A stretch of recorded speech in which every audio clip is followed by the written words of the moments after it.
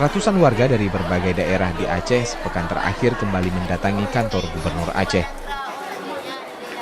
Karena lelah menunggu, mereka bahkan memilih beristirahat di lobi kantor Gubernur.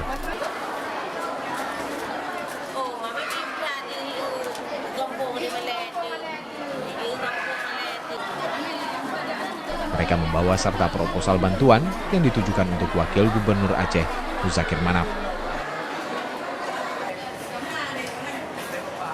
Beberapa di antaranya mengaku kecewa karena belum mendapat kejelasan terkait bantuan yang diharapkan dari Wagub itu.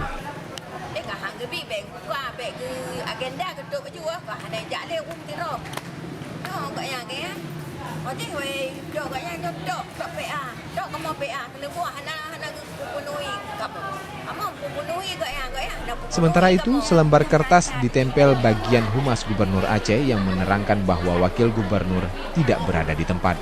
Dari Banda Aceh, Budi Fatria, Serambi On TV.